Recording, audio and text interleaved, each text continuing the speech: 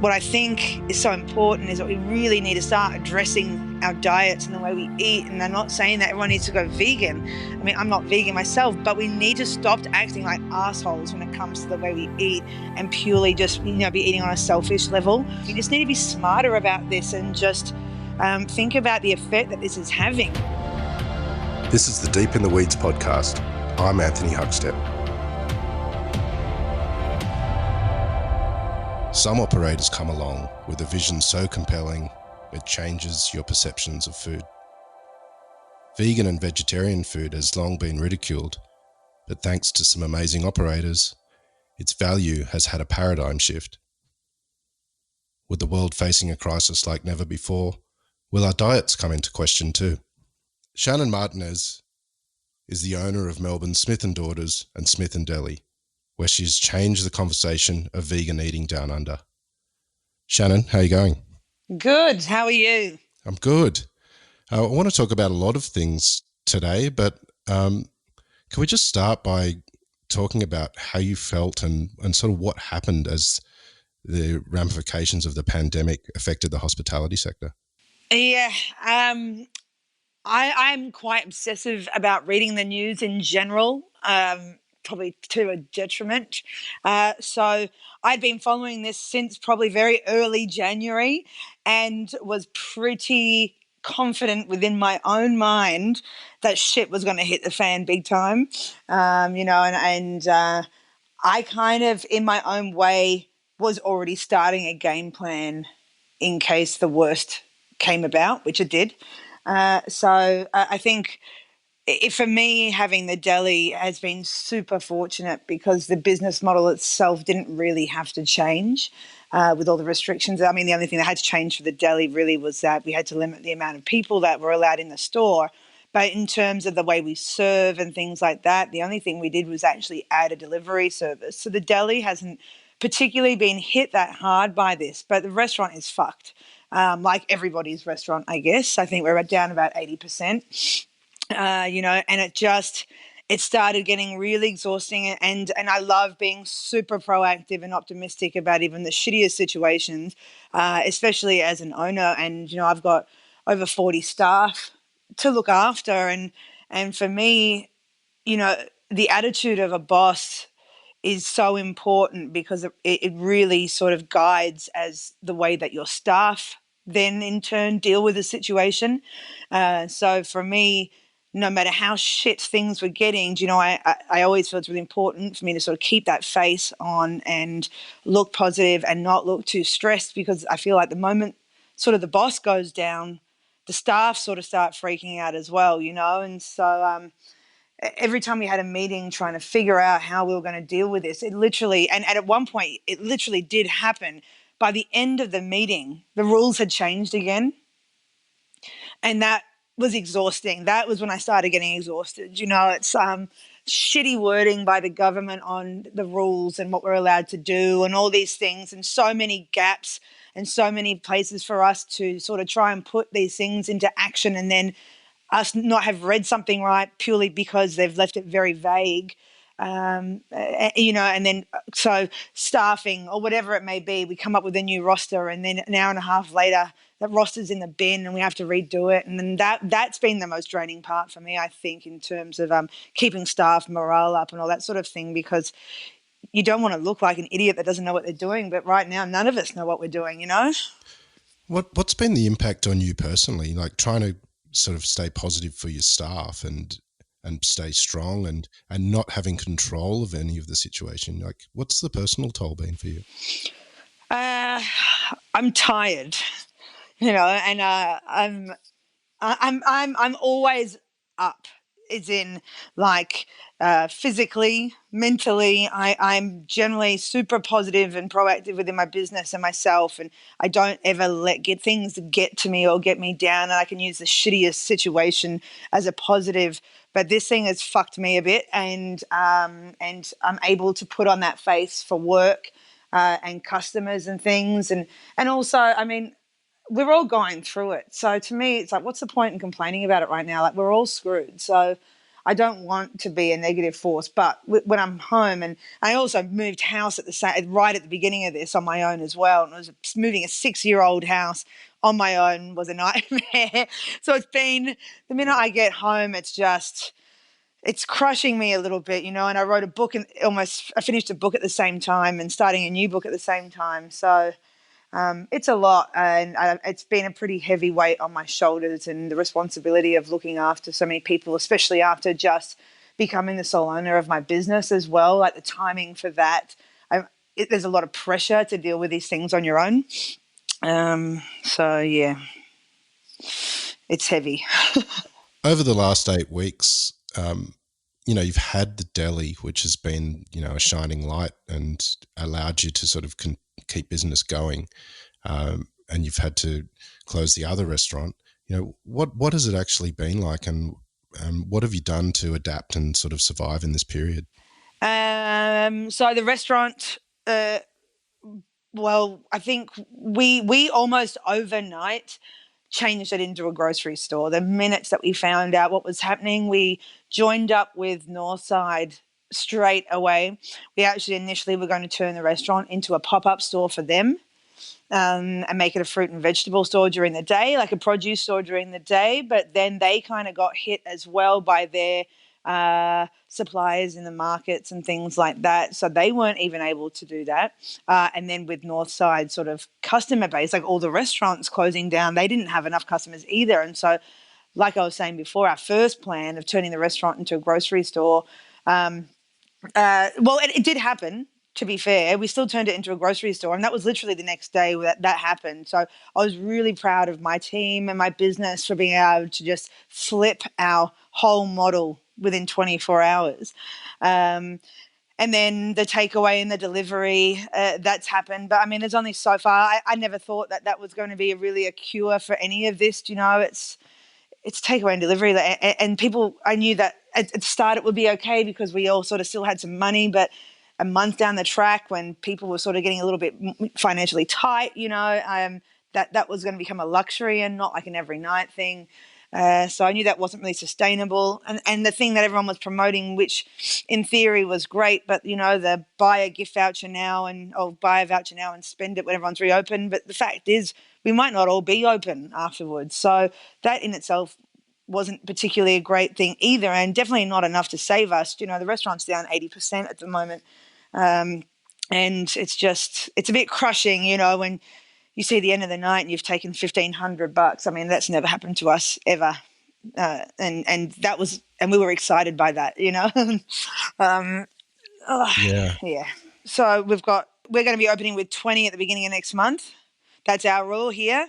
But I'm still trying to find, like I was saying before, like not understanding or not being able to quite make, like I'm not understanding what the government is saying. I'm not sure whether my outdoor seating classifies as the 20-person enclosed area thing that I'm allowed. So if I can have my outdoor seating, that technically means then I can have 32 people in one sitting.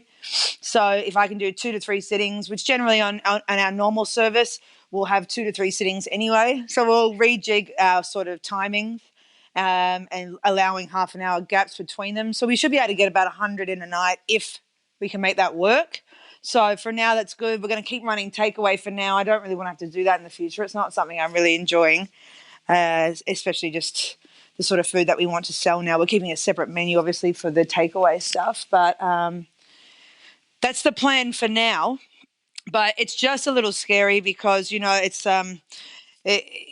we've survived this far as an industry, just not really, but we're getting there.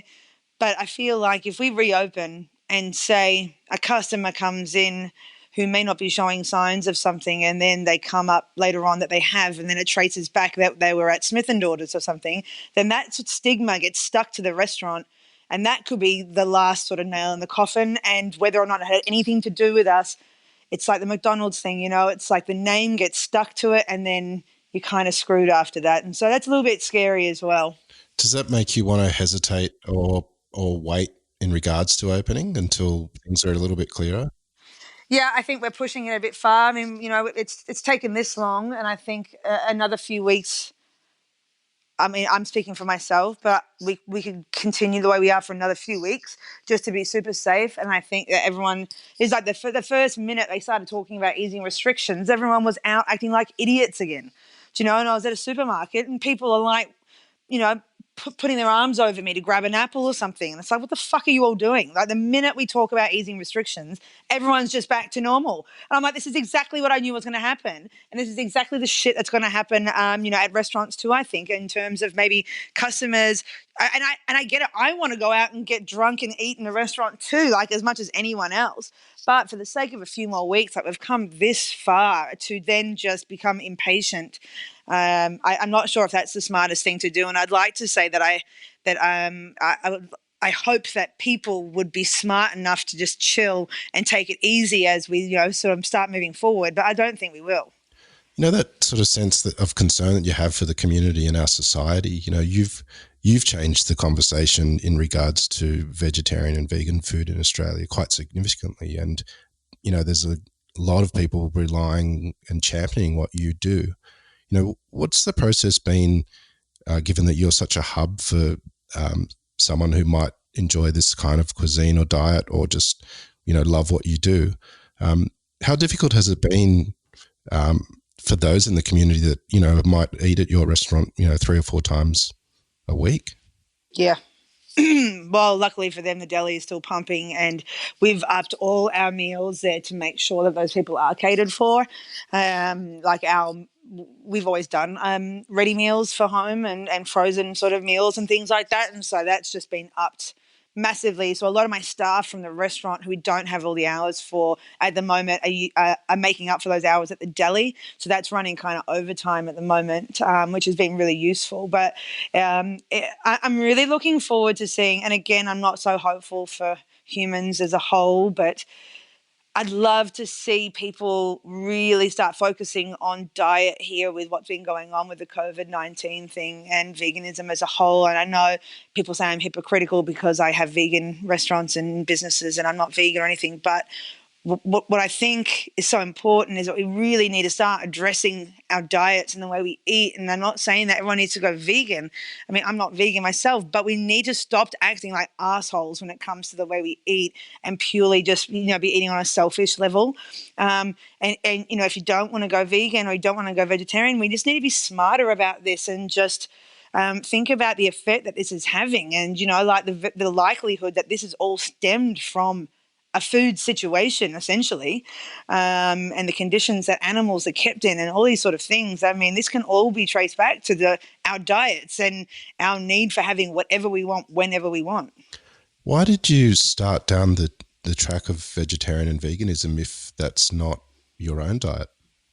Because I'm a chef, number one, and cooking for people is my life and what I love to do. And back in the day, as in 15 years ago, when I really started focusing on vegan food, it was the first time I'd ever worked in a venue where anyone even asked me for a vegan dish, and that was at the East Brunswick Club. And I guess because of the venue and the clientele, that was bound to happen at some point, because it wasn't restaurant-y or hotel-based or anything like that I'd sort of been working in the past. And, 15 years ago, you didn't really hear the word vegan ever. Vegetarian, like, for sure. But even that wasn't really a massive focus. A vegetarian dish, you'd probably get Napoli and some Parmesan and that'd be it, or, pumpkin and a goat's cheese salad or some stupid shit like that. But veganism was not. And I have the book on my shelf, and while I moved house, I got rid of, a few books, but I made sure I kept this one, and it was like, the Idiot's Guide to, or the Dummy's Guide to, and then it will be like whatever topic. I've got the Dummy's Guide to Opening a Restaurant, and I've got the Dummy's Guide to Veganism. And that was over 15 years ago, and I bought that book because I literally had no idea about it. But what I did know was there was a whole heap of people out there that were eating a certain way and no one was looking after them. And that to me was really shit, because for me, for anyone who's not vegan, we get to go out and have these incredible dining experiences whenever we want. And there's a whole demographic of people that weren't being looked after. And as a chef, like, our job is to cater for people and to give them these beautiful dining experiences. So I just decided that was going to be me. And I think maybe I do have a tendency to get bored very quickly, and I like to be pushed all the time. So to jump from knowing how to make most things pretty well to having no idea and having to teach myself from scratch. And there weren't really a lot of books either to teach me anything. So I really had to learn my own techniques myself. That was super exciting for me. So I started this purely from a creative point of view and a catering point of view because I wanted to give this experience to people. What sort of dishes have you created more recently that could sort of show a great example of how great vegan food can be and how normal it can be, given that it's been stigmatized so much over time? Yeah. Well, I mean, if anyone's ever looked at my Instagram page at all, literally everything I make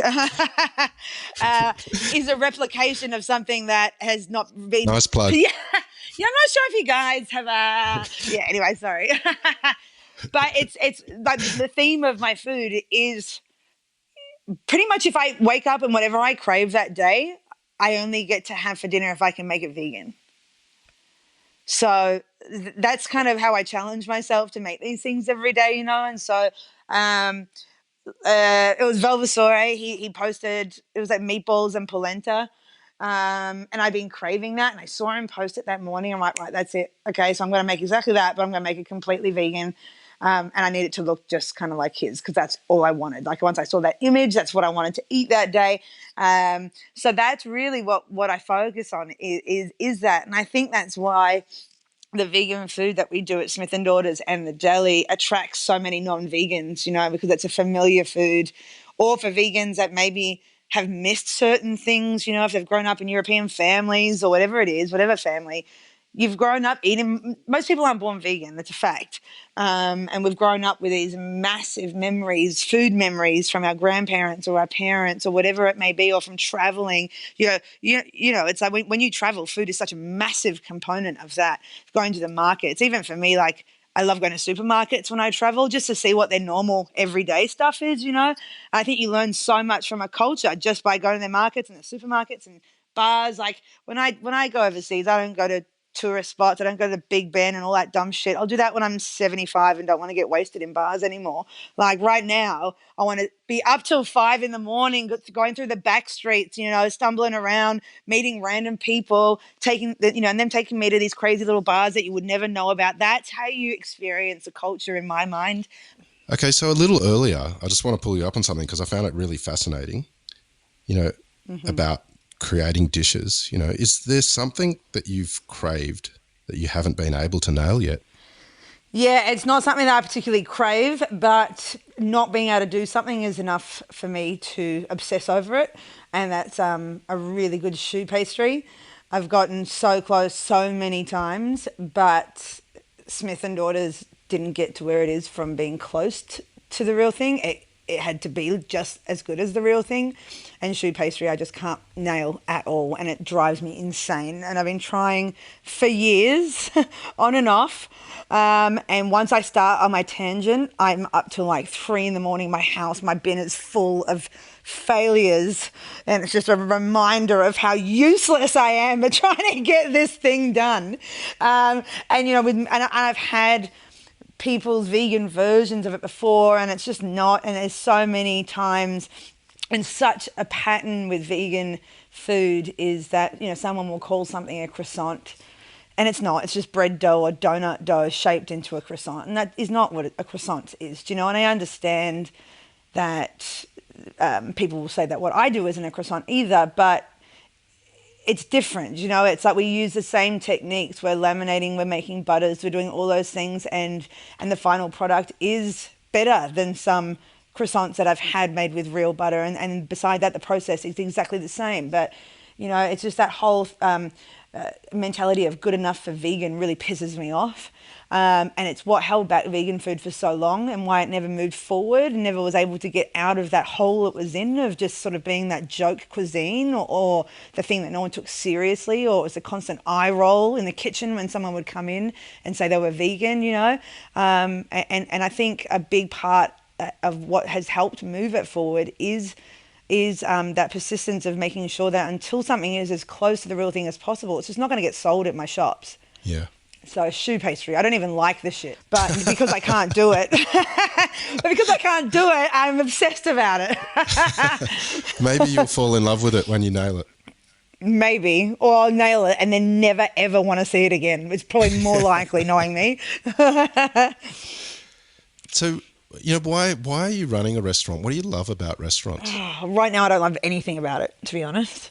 And I ask myself all the time why I do it. And I don't love running a restaurant, to be fair. It's the most stressful thing you could possibly do. I love cooking and I love feeding people, but running a restaurant isn't. Those parts of it are the tiny part of it, and the business side of it and the staff side of it and all the things that go along with it sort of sometimes can really dampen, I guess, your passion for what you do. And having this sort of time to slow down a little bit during this whole coronavirus thing is allowed me to focus a bit more on food. I'm using this time for the next cookbook and being able to just sit at home and really work with food again, and get back into it. And it just sort of reminds you about why you do this. It's just because food is everything to me, but unfortunately food sort of takes a bit of a step back when you become a restaurant owner and your job becomes being an HR person and a bookkeeper and all this shit. And I'm a chef. I'm not any of those things, and I guess maybe being a part of the last generation to come out of kitchens that ran from the old school mentality, it's been quite hard shifting the way I think about staff complaints and hours and all those things, because that's not how I was raised in kitchens at all. And I think it's been hard for chefs of my age, because we've been expected to change our entire mindset so fast. And I think that's why there's been issues in the industry, because not out of disrespect for people or anything like that, but it's just we've literally had to completely change the way we've been trained overnight, and been expected to do it perfectly straight away. And that's been really tricky in some aspects for a lot of people, and even for myself. I'm not the most compassionate person, I guess, when it comes to certain things. I'm very empathetic when it's genuine, but when I hear people tell me that they have no work-life balance after a 38-hour week or something, I just have to walk away sometimes, because if I just think about what would have happened if I said that back when I was their age, and I would have had my ass kicked. So yeah. What are the positives moving forward to come out of this situation? And will you change the way that you run your restaurant because of this? I was asked a similar question the other day, and I think really to think that there could be any positives to come out of COVID is weird. I think that this has been nothing but destructive to our industry. I think maybe the only thing that might come from this, although I'm doubtful, is it may shine some light on how important this industry is to our country, especially in Melbourne. Like hospitality is what pushes this state, forward, and it's what we're known for. And the way that the government fucks us in terms of taxes and rates and all these things, it's just, you open up a business thinking you want to work for yourself, and you don't. You open a business to become an employee for the government. And it's just, when I see, it's just impossible to get ahead, absolutely impossible with the increase of everything, taxes, all that stuff, but then our inability to really pass that forward to the customers. And I hope maybe from this, people will see the value in what we do as an industry. I hope they miss it so much that they get it, and don't take it for granted. And in Melbourne, how lucky we are with the quality and the standard. And I think what we do better than anyone is that casual dining in Melbourne, that affordability where you can go out and have the most beautiful time eating, amazing food and drinking amazing booze. And it's affordable. And we're so lucky here for that. So I hope that the public become aware and a little bit more understanding of what we have, and maybe willing to dig a little deeper to pay what it's actually worth. because if it continues the way it is, it's just not sustainable. We just can't keep doing it, and I haven't had a pay rise since I opened the restaurant, and God, I can only imagine, we don't do it for the money, that's for sure, and doing it for the passion is starting to wear a bit thin. So I hope some things like in that aspect change, because it's pretty unforgiving at times. Earlier you sort of said that you're probably going to open up when the 20-seat rule comes in. How's it going to feel when you get to open the doors again and you get to cook for the people that come in quite regularly again? Well, I mean, it's what we live for, I guess, and it is going to feel weird, and we're going to try and move the restaurant around a little bit so it doesn't look like some weird kind of waiting room. I might try and remodel it a bit. We've been kind of doing some little DIY renovations while it's been shut to give the staff some things to do as well. So I want to reopen the space, having it had a little bit of a makeover, make it a bit special. I'm even thinking about possibly hiring out the restaurant so people can have private dinner parties of up to 20, so we can give them a really personal experience. And I even actually considered doing a bit of a Smith & Daughters at home like I was saying to you before, the amount of things and ideas we've come up with to try and battle this day by day. One of the ideas was actually that we did Smith & Daughters at home, and when people, because we were initially, they were saying we could have 10 people in our homes, but then Victoria did 5. So for 10, we were thinking that we could bring the restaurant 2 people, because 10 people in a restaurant is super shit, but 10 people in a house is a party, So I was actually thinking about going to people's houses, and cooking for them in their homes, and they can watch while we cook together or something, and then we can have a party in their house. And I thought that would have been a fucking cool idea. But then we got the rules of 5 people, and that's kind of a bit weird, because that could be a bit awkward. Those are all things we're still sort of throwing around in the meantime. I mean, they worded it in a way where it was like, we'll start with 20, and then it will go up to 30, and then it will go up to or 50, and then to 100. But they also sort of said it in a way where it didn't remind people that 1 per 4 square metre rule still applied. So unless you're some huge beer hall, like my restaurant's quite large, we sit nearly 100 people anyway, and we're still only allowed to have 25 max with that rule. So we're looking at August until we can sit more than 25 people. So it's still a really long time, and I'd like to still try and implement a few of these new ideas. So I'm thinking about, with offices going back into business, sort of team building exercises where they can come into the restaurant during the day, have their staff coming back, regroup as a business, all those sort of things, and sort of figure out how our restaurant can fit within the community and help rebuild everybody collectively by them helping us helping them, providing a space which is safe and, hygienic, and the staff can feel like, it's their own space for 4 hours, and they can do whatever corporate people do. What is that, PowerPoint presentations or something? I don't know. But things like that, but it's just constantly having to reinvent yourself it's exhausting. I just want to cook, man. Well, God. I think it is a pretty crazy time, and you're pretty full on. I look forward to hearing all of the challenges and the sort of various moves you pull in the next period of time. But your energy is pretty intoxicating. Oh, thanks, bud. And really appreciate you sharing your time with us today. No, thanks for having me on. Keep in touch. Yeah, thank you, and thanks for doing what you're doing. It's awesome. Thank you, and keep in touch, and we'll talk soon. Yeah, for sure. All right, have a good day, buddy. This is the Deep in the Weeds podcast. I'm Anthony Huckstep. Stay tuned as we share the stories of Australia's hospo community, suppliers and producers in search of hope during this pandemic. Special thanks to executive producer Rob Locke for making this all happen.